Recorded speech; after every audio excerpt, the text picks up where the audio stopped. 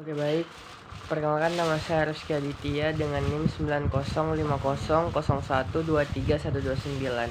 Di sini saya akan menjelaskan dari pembahasan dari kelompok 5 yaitu tentang keseimbangan pasar dan pasar barang dalam ekonomi makro Islam.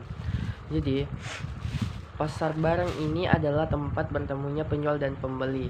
Di sini terjadi transaksi atas barang dan jasa. Nah, dalam ekonomi Islam sendiri, barang yang diperjualbelikan itu harus halal, thayyib, dan tidak ada unsur dan penipuan ataupun ketidakjelasan di dalamnya. Contohnya itu ketika seseorang menjual beras, maka kualitas, jumlah, hingga harga ini harus jelas agar tidak ada yang dirugikan.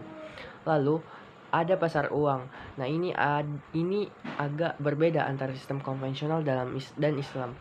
Nah, dalam sistem konvensional, pasar uang ini identik dengan bunga atau suku bunga bank. Tetapi dalam Islam tidak boleh menjadi komoditas yang diperjualbelikan. Maka kita tidak mengenal bunga, tapi mengenal prinsip bagi hasil. Contohnya terdapat pada akad mudharabah dan musyarakah. Nah, dalam sistem ekonomi Islam, pasar barang ini ataupun pasar uang tidak boleh berjalan sendiri. Akan tetapi pasar uang ini harus mendukung sektor real, artinya dana yang ada di dalam pasar uang ini harus disalurkan ke kegiatan produksi barang maupun jasa. Contohnya itu ketika dana tabungan bank syariah ini harus disalurkan ke pembiayaan usaha kecil seperti pertanian, perdagangan halal. Jadi seluruh tabungan dari nasabah ini harus atau perlu disalurkan kembali ke atau menjadi output yang akan didapatkan oleh bank syariah ketika menyalurkan dananya ke kegiatan sektor real dan lain-lain. Nah, kalaupun terjadi maka terciptanya keseimbangan, artinya permintaan terhadap barang dan jasanya tidak boleh terpenuhi karena ada pembiayaan dari pasar uang, dan pasar uang ini tidak berputar dalam spekulasi tetapi berkontribusi langsung pada sektor real yang saya sebutkan tadi. Nah, contohnya ketika ada seorang petani yang ingin mengembangkan lahan sawahnya, ia butuh modal untuk beli pupuk hingga bibit. Nah, dalam sistem Islam, ia mengajukan pembiayaan ke lembaga keuangan syariah dengan akad musyarakah atau akad salam.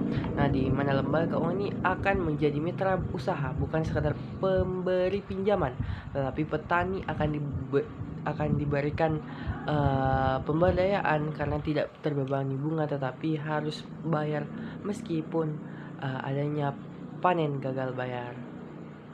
Selanjutnya ada praktek. Nah, dalam praktiknya ini untuk menjaga keseimbangan ini negara berperan penting. Nah, Islam ini mengenal sistem keuangan publik seperti zakat, infak, dan sedekah. Nah, yang bisa menjadi alat untuk mendistribusikan kekayaan. Jadi kekayaan tidak hanya berputar di segelintir orang kaya, tetapi juga bisa disalurkan. Nah, selain itu ada keseimbangan. Ini juga tergantung pada perilaku masyarakat. Contohnya ketika kita sebagai konsumen ini tidak boleh boros, produsen yang jujur, dan investor yang adil untuk menciptakan pasar yang stabil dan diberkahi dalam Islam. Jadi, keseimbangan pasar dalam Islam ini bukan hanya soal grafik tentang penjual dan pembeli, tetapi soal nilai hidup, kejujuran, tanggung jawab, dan keadilan. Sebagai penutup dalam video ini, bahwasanya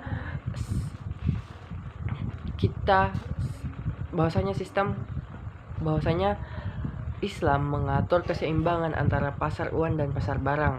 Kita melihat bahwa Islam bukan hanya agama, tetapi juga mengatur tentang ekonomi, kelengkap, dan manusianya. Sistem ekonomi Islam tidak menolak keuntungan, tapi juga tidak memberikan segelintir orang yang mengambil untung di atas penderitaan orang lain. Dengan menjaga keseimbangan ini, kita tidak hanya membangun ekonomi yang kuat, tapi juga membangun peradaban yang adil dan beradab.